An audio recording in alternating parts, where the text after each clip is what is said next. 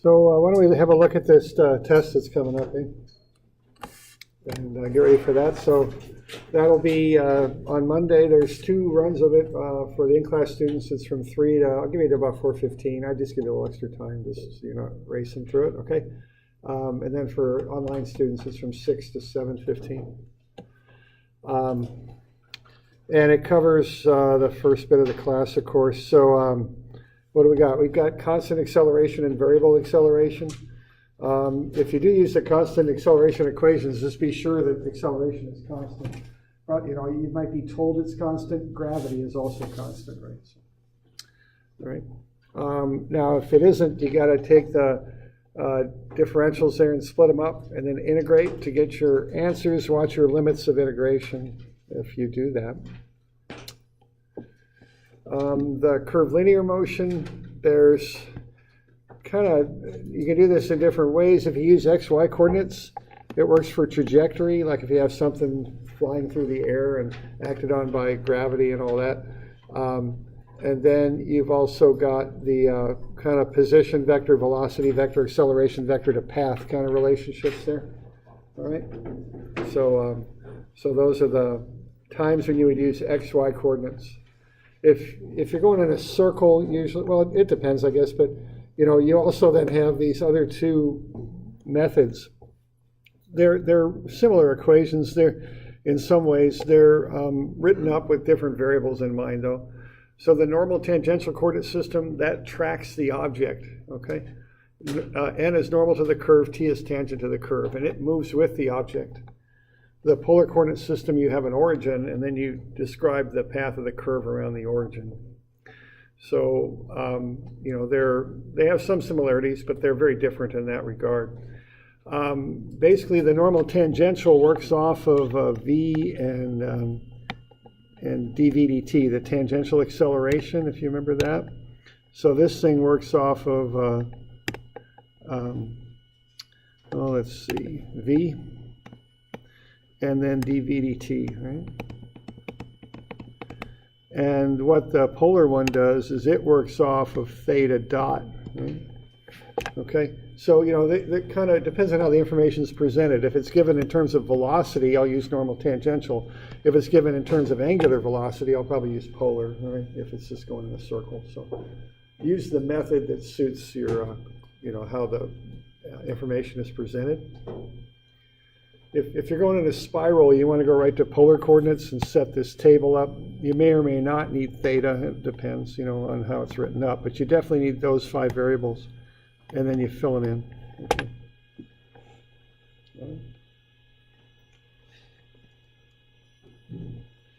Okay, there won't be pulleys on there. We did a little bit of relative motion. Just be sure you get the subscripts set up properly on relative motion.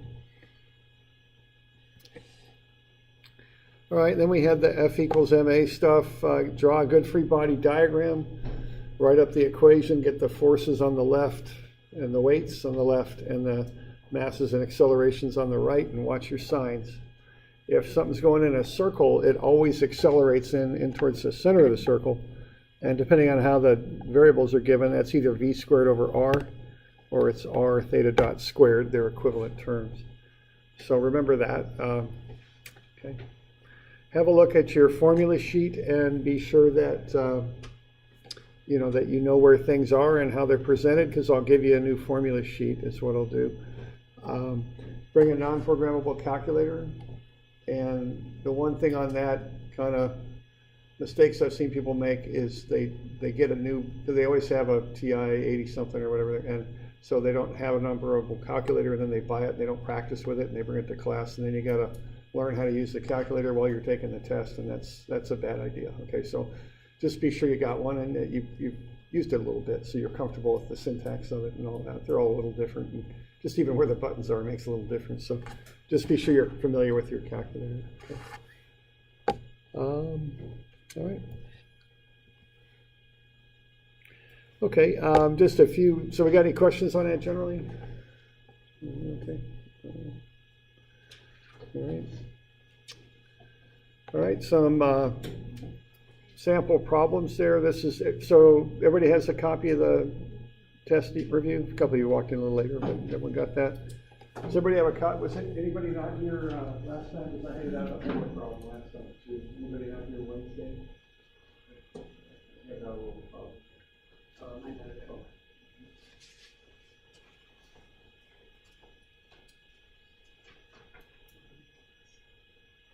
And that should read E is 0.54 is what that reads. Okay.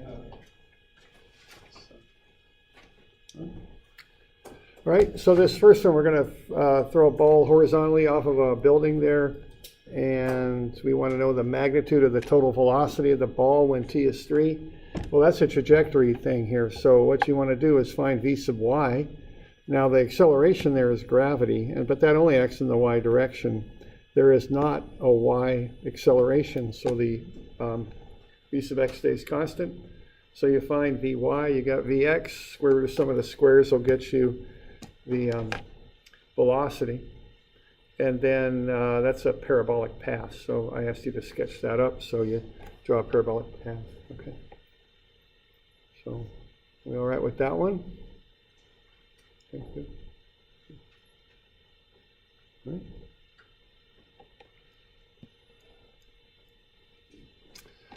All right, the next one there, I've kind of boxed in the sentences that are very common in how they're worded. Let's see, so the velocity of A then increases at a rate of 0.3 t, okay? Velocity of A then increases. That's how I'm reading that, at a rate of 0.30 t. Good with that? You know, so you take that sentence and you turn it into that. Okay, notice that the 0.3 t, okay, that's a t, that will lend itself very well to saying that dv is 0.30 t, and you can put that dt on there, the t's match, okay, so you can integrate that. In order to integrate something, you got to pick the proper equation and be sure that the variables match when you line them up. You can't take a variable based on like s or something and integrate it with dt, because you don't know how s relates to dt. You know? Okay, so you got to be sure that it all matches and it's lined up properly. And then those are little instantaneous values, dv and dt. So to get them into variables, you want to integrate them. Okay, and then this top sentence has a very typical style of wording too. At t equals 0. Point A has a velocity of 1.2. So that leads yourself to put in limits, okay, like so. And then the top values will be V and T. All right. So that's kind of the sequence on getting that thing set up. So the one before was constant acceleration, it was gravity, so you could use the algebraic equations. This one is not, this is a calculus one, okay. So AT is 0.3 t, dv dt is 0.3 t, so dv is 0.3 t dt, and then we got to integrate it from 1.2 to v and from 0 to t. So the integral of dv is v, that'll get you v minus 1.2, and that's going to equal the integral of 0.3 t, it's 0.15 t squared from 0 to t. So what you end up with then is the velocity is 0.15 t squared plus 1.2. All right, so then I can plug in the numbers. I want to know what's going on when t is 3. When t is 3, I plug 3 in for t, and I get the velocity, 2.55. Square that and divide it by the radius, and I get 1.3. So there's the normal acceleration. That acts inwards. Okay. Now that's part of the acceleration, but you got another part too, and that's due to the fact that the velocity, or the speed of A, is increasing. 0.3 times t, so that's 0.9. So to get the total acceleration, you have to consider both of these. The normal acceleration inwards and the tangential acceleration, which is normal to the normal acceleration, I guess. So you can treat that like a regular vector. Square root of some of the squares will get you the total. All right. So we're doing all right with that?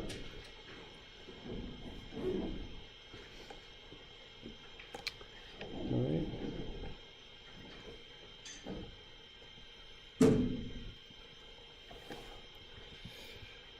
All right, now the next one here, we've got a car and it's going down the road, and okay, we've got a wind force on it and a braking force. Okay, so the brakes are going to stop the car. Car stops at t equals 5.7 seconds. Assume the acceleration is constant. So constant acceleration, you can use the constant acceleration equations there to analyze this thing. So 0 is 18.2 plus 5.7 ax, so you can solve for the acceleration. It's 3.19 to the left, okay? So then we get a free body diagram going to that thing, and we want to sum forces in the x direction. I called to the left positive. I get a little bit, I'll get, I don't always call to the right positive. If I want to, I'll call to the left positive. I did in this case. So I got the force of the brake, but then I've got the 100 Newton wind force. So these are the forces, so they go over here on the right. I'm calling the left positive, so F brake is positive, the 100 is negative. And that equals then the mass times the acceleration. The acceleration would be to the left because I'm braking, so that would be positive on my sign convention there. So I've got everything on its proper side of the equation, and with the proper sign, I just solve for the brake force. It's 2016 newtons.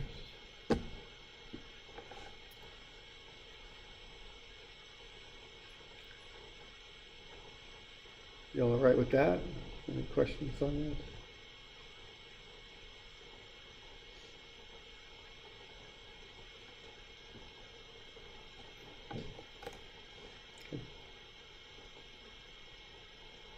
Okay.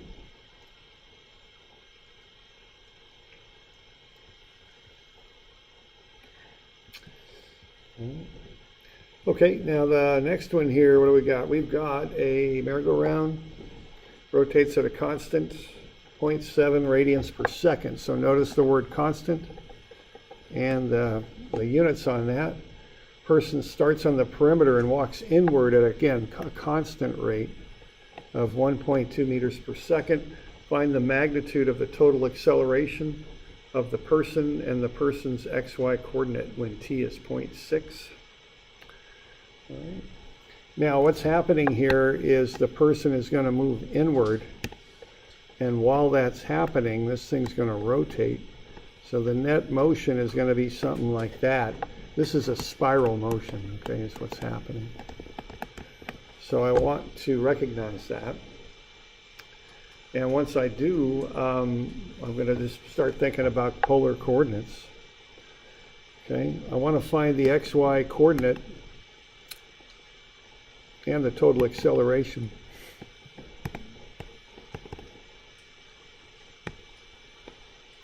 So I'm going to get this table going here and fill it in. Okay. All right, now that first one is a constant 0.7 radians per second.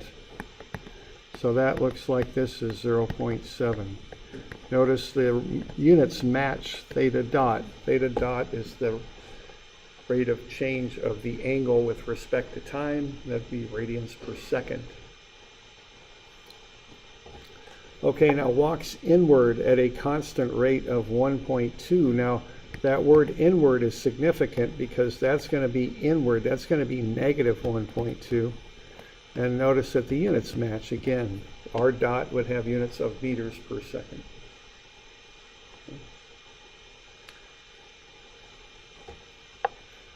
Now in both cases the word constant was used, which means the rate of change of both of these velocities is 0. Both the angular velocity and the linear velocity have a rate of change of 0.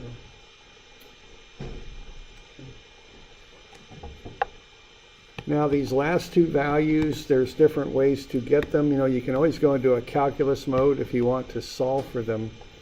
You could also go in more of kind of a common sense mode here. You might say, we're starting here at 0 and we're rotating at 0.7 radians per second. So I think that what this is going to be is 0.7 radians per second times whatever the time is.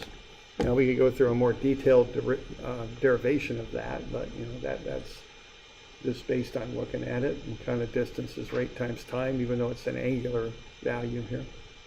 Okay.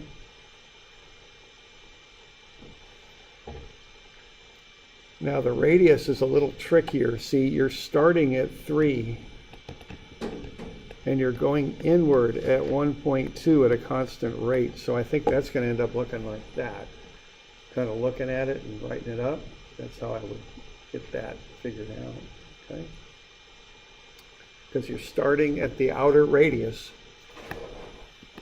and then you're coming in at 1.2 meters per second. Now, one thing here, there's confusion sometimes. People see the word radius and they see that's the radius, but they're different things. So watch that, okay?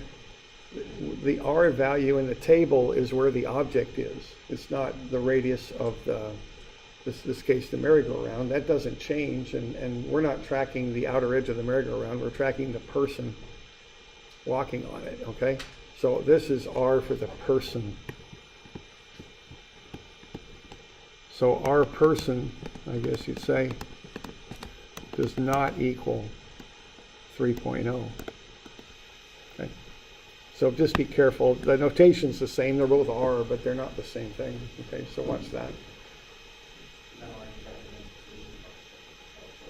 Yeah, right. It's a position function, yeah, as opposed to just a set distance. Okay. What we use the 3 for is the 3 went right there. Yeah, right. That's where it starts. Then it moves in from there. So that's where the negative sign comes from, the fact it's moving in.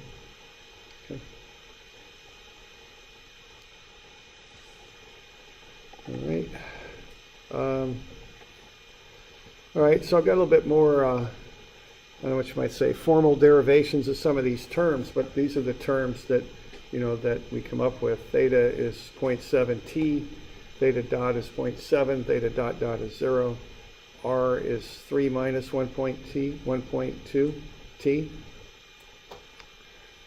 and R dot is negative 1.2. R dot dot is 0.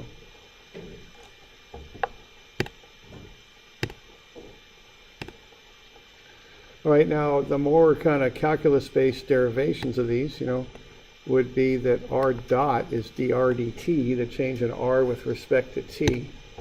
That's an R right there. And it's negative 1.2. So dr, the change in radius, is negative 1.2 dt, and you can integrate that. So you would start with your limit there when the time is 0, the radius is 3. So the integral of dr, evaluated from 3 to r, is the integral of negative 1.2 dt, evaluated from 0 to t. So r minus 3 is negative 1.2 t when you work that integral out. So that's a more formal way to get the position function there, the r value, okay? Now I just looked at it and kind of figured that out, but you could go through this to get to it also. I've got another calculus kind of derivation up here for the angle. Theta dot is d theta dt, so that dot isn't real visible. There it is 0.7. So d theta is 0.7 dt. You can evaluate d theta from 0 to theta, and 0.7 dt from 0 to t. So you can go ahead then and solve that theta is 0.7 t. Okay. So those are the more mathematically rigorous kind of ways of getting those derived. Okay. All right.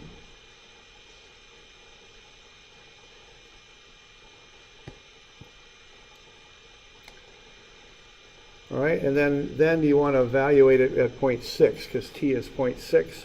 So you plug in 0.6 for t, and you get the angle, which is 0.42 radians, which is 24 degrees basically, and you can get the radius is 2.28 as this person walks inward. Okay.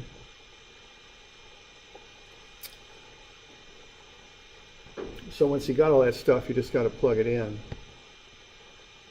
Okay. So we'll take all this stuff and plug it into that acceleration equation to get the acceleration.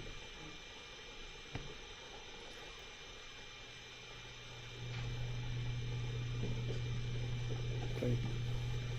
So I just plug everything in, get the two components. So it's negative 1.12 use of r minus 1.68 use of theta. Now that's the radial and transverse directions. Now if you were to put units on this, remember this is in meters per second squared. Sometimes that theta subscript fools people. They think it means an angular, but it doesn't. It means transverse is what it means. Okay. All right, so what you got then is you've got the radius is 2.28 and you got the angle is 24.1. So okay, so we just run through this and get the total acceleration. And then the other thing that I was doing there, I know the angle is 24.1 degrees, and I know the radius is 2.28. So I can just do the trig here and get the xy coordinate. That was the last little part of this.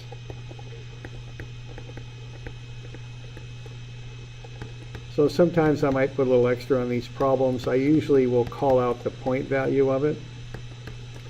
So one thing on this, I mean, don't, you know, if I got a little extra hard bit of a problem that's worth 4 points, don't spend a half hour on it. It's obviously not worth it. So, you know, those will usually be called out. You know, there'll be points next to them. So, you know, use your time wisely. Sometimes I'll put little advanced little bits of these problems, but they won't be worth 30 points or anything, just a few. Okay. All right. So we get that final XY position. It's 2.08 and 0.93.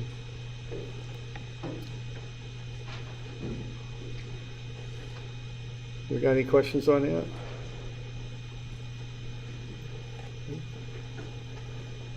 So that one all starts when you recognize that it's a polar problem.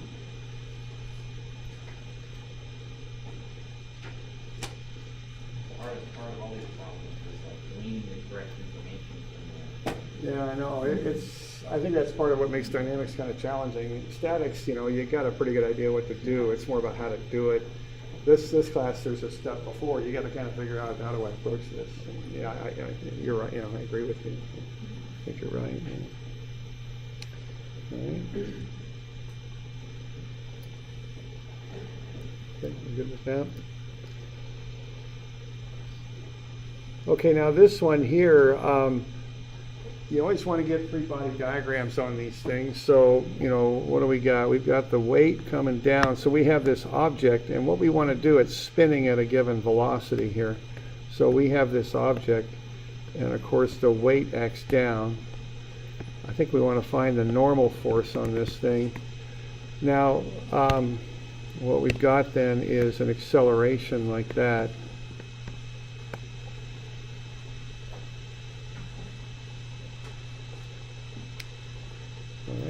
Now there is one other bit to this, and that is that there's friction acting on this.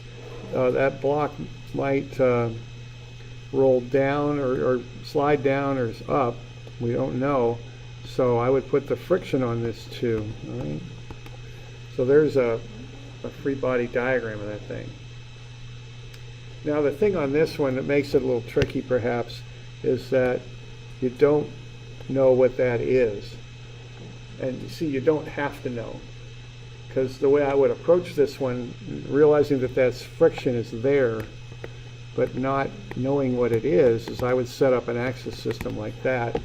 I can sum forces in the y prime direction, and then I don't need to worry about the friction, or excuse me, the x prime direction. So that's the proper approach to take on that. Now the one thing I want to point out is the way I grade, you know, that's a finer point there, picking up that friction. You may not notice that, you know, on a test. Certainly on a test, you know, it's a different state of mind. I know how that goes. So if you miss that, and I'm not, you know, I'll take a few points off, but I'm not going to take, you know, if you're doing the main part of the work correctly, you'll get most of the points, even if you miss something. So even if you get hung up on something, work through it. Don't just stop, you know, work through the whole problem. Show me the steps you know how to set up. Because when I grade stuff, I just set up a little thing. This step's this many points, and this step's this many. So if you miss one in the middle, just keep going, because I'll get you some, if you're doing the rest properly, I'll get you points on it, okay? So remember that, just when you're going through this stuff, okay? Do you want us to, like, for example, we forgot something like that, and we know we messed up, we just aren't sure, do you want us to, like, write down this is where it went wrong, or do you just want us to look through it? Well, that's hard to answer.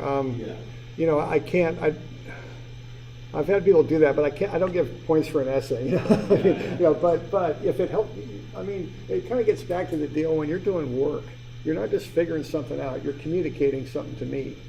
So if you could throw something in there that shows me that you know more than, I couldn't figure this out, but I'm working through it. Just something like that that'll help me know what's going on.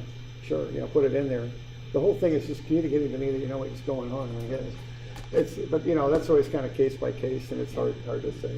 But I still wouldn't write a whole paragraph, but I might put a note in there. I'm assuming friction is such and such, then bang, go ahead with it.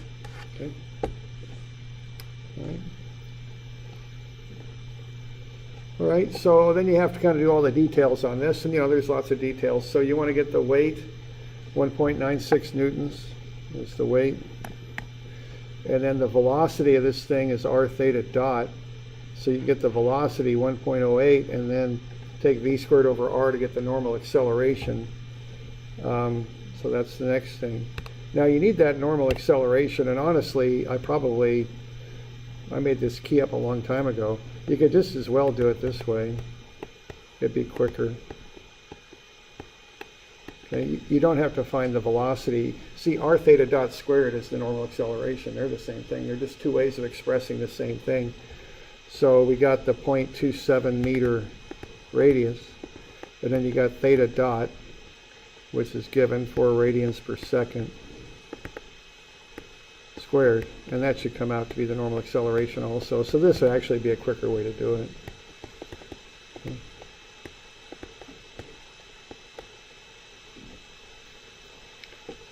All right, and then as I mentioned there, some of fx prime is max prime. So we're doing that to avoid having to involve the friction in the thing.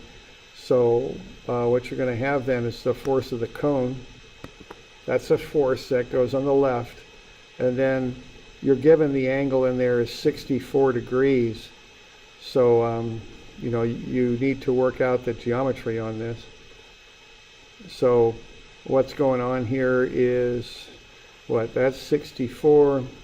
26 is 90 minus 64. So we know that this x prime axis here acts on a 26-degree angle there with the horizontal, which is the direction of the normal acceleration. Let's see. We know, what do we know here? We know that we've got, we also need to figure out this 64-degree angle. We've got straight up and down lines, so we got a vertical line.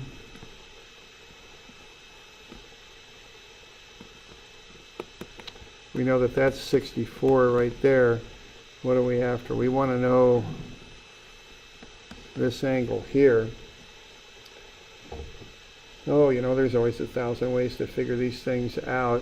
One thing I suggest whenever you're figuring out geometry, if you draw approximately the scale, that can get you some idea which angle you're going with, So I think what we got here, I would just project that 64 up, so those are both 64.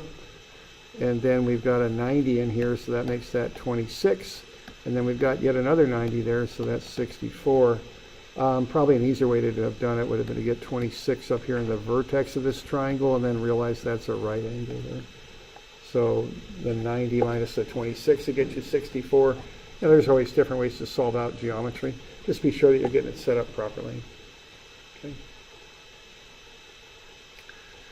So what you're going to do then on this thing is f cone to the right, which would be positive, so that's what we're calling positive, minus cosine of 64, which is the angle between the weight and that x prime axis. That's minus because it's going to the down left, so that's a negative. So that's a component of weight, so that goes here on the left-hand side. And that'll be the mass times cosine 26 times the acceleration. Now, I don't often do components of acceleration. Usually I like to apply components to forces, but in this case, I think it's best to do it that way. Okay. So, acceleration is a vector just like a force is, so you can take a component of acceleration when you're working through something.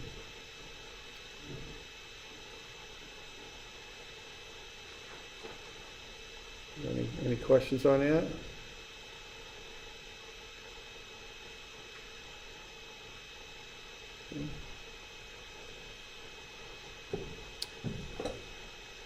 That's just some sample problems. Now, don't just, go beyond this, of course. Look at all your homework and the stuff we did in class. One other thing I'll mention, too, is, on a test, sometimes I get things a little shorter than what you had on homework. So just don't go on autopilot. Read the question. Sometimes they might look even simpler than they were on the homework or something, just on account of the time issue. Sometimes that'll happen. So just be sure you're reading the question and just answering it. Don't go on what I call autopilot mode and just start doing exactly what you did on homeworks, because they might be a little different.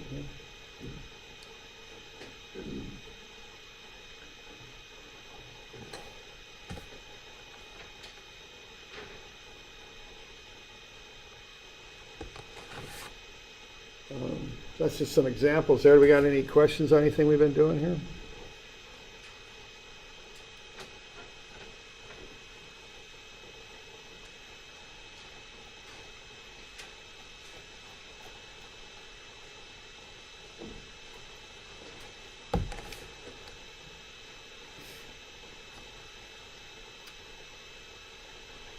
Yeah. Spiral interpretations for the pictures that you always draw. Mm-hmm. The last bits is like E theta and V arco. Yeah, I'll pull up a picture of that. Let's see if I can get to it.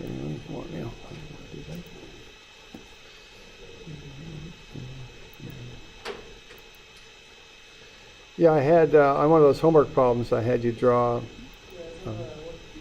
Yeah.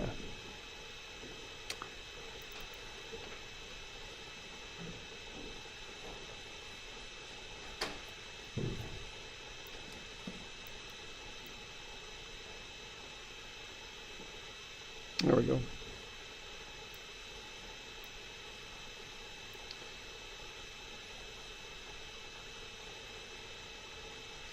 All right, there are the answers there.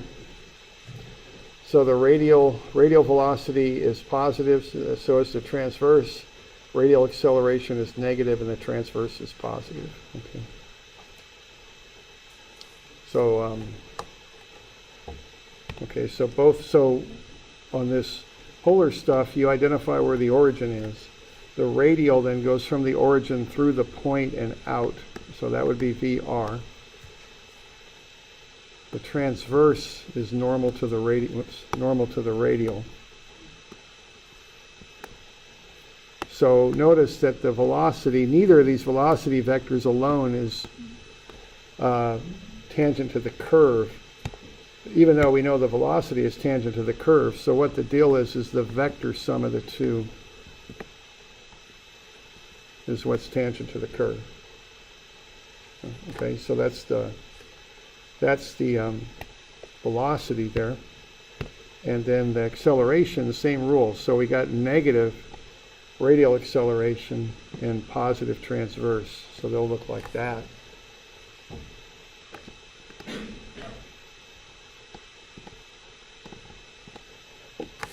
Is that your question, basically? Yeah. Okay.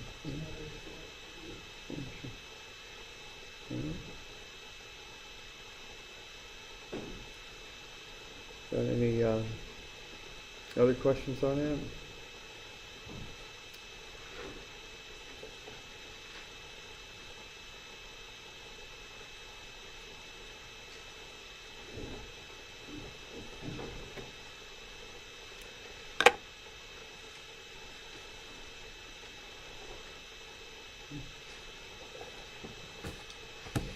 All right. All good? You good? Yeah, I think so, and let's work through them again. Yeah. So don't listen to your student if you're fine. What, I'm sorry, no? Some problems that you had, for the homework, finding, creating like a path of an object, that's most likely one of the best things. Yeah, it could be on there. So yeah, pretty much anything, that we've covered could be on there. Yeah, I'll try and spread it out, I'll try and proportion what I cover on a test to what we learn, so it's evenly spread out. All right. Okay, we're good?